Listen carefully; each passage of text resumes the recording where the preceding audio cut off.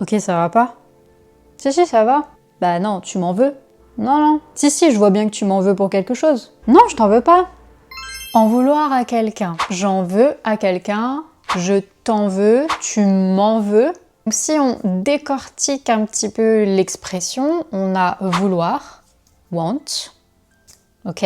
On a en, qui est un pronom adverbial comme j'en veux, j'en ai un par exemple. Et dans ces exemples, on a le je et le tu. Si on la décompose comme ça n'a pas vraiment de sens dans le contexte que je vous ai présenté précédemment, parce que c'est pas vraiment want ici.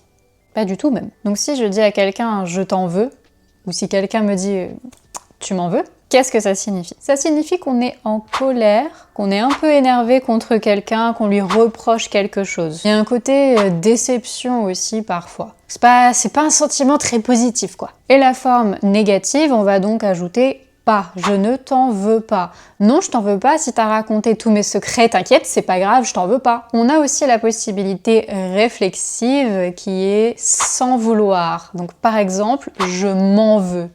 Donc j'en veux à moi-même, je m'en veux. Donc là aussi c'est l'idée de se sentir mal, d'être un peu énervé contre soi-même, déçu. C'est un mélange de sentiments comme ça. Si on fait quelque chose et qu'ensuite on regrette, on peut dire « Ah, je m'en veux, j'aurais pas dû faire ça, je m'en veux vraiment ». Vous avez un exemple dans la chanson Taxi de Angèle. Je peux pas m'empêcher de composer comme exutoire, racontant ma vie privée et puis ensuite de m'en vouloir. Dans cette chanson, elle dit « D'ailleurs, je peux pas m'empêcher de composer comme exutoire, racontant ma vie privée et puis ensuite de m'en vouloir ». Donc ici, de m'en vouloir, vraiment, c'est « to feel terrible », c'est très négatif. Je m'en veux, je me sens pas bien. Ce que je vous propose ensuite, lié à toutes ces petites phrases comme ça, je t'en veux, tu m'en veux, c'est l'expression en vouloir à la terre entière.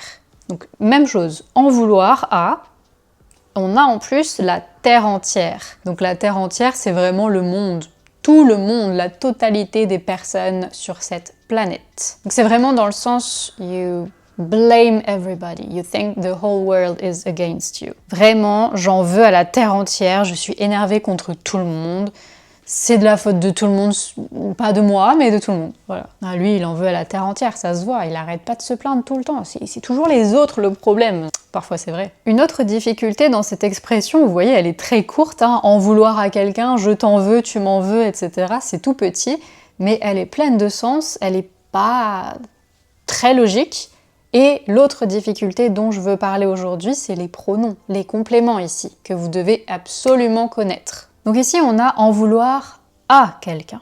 Très important. La préposition à, c'est l'essentiel pour savoir quel pronom complément vous allez utiliser. Si vous avez un verbe avec à, vous allez utiliser les pronoms suivants. Donc me, M' pour je, te, T' pour tu, lui pour le féminin et le masculin, troisième personne du singulier, donc je lui en veux.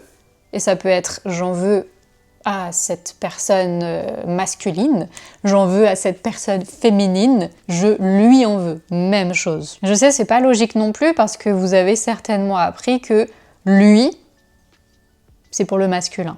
Mais dans ce cas, c'est pour le masculin et le féminin. Après, on a nous, je nous en veux, ok, vous, je vous en veux. Ça, c'est plus simple.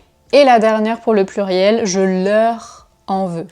Pas de S, je leur en veux. Même chose, féminin, masculin, pas de problème, je leur en veux. Maintenant, c'est à vous de travailler. Dites-moi à qui vous en voulez. Vous en voulez à quelqu'un? Est-ce que vous vous en voulez à vous-même pour quelque chose? Donnez-moi un exemple dans les commentaires. N'hésitez pas si vous avez des questions et si ça vous intéresse d'en savoir plus, de travailler ça avec moi, vous pouvez aussi prendre des cours, les liens de réservation sont dans la description. Et si c'est pas encore fait, n'oubliez pas de vous abonner pour voir toutes les prochaines vidéos avec des astuces sur le vocabulaire, sur la grammaire, des compréhensions orales, plein de choses. Donc pour ne rien rater, abonnez-vous.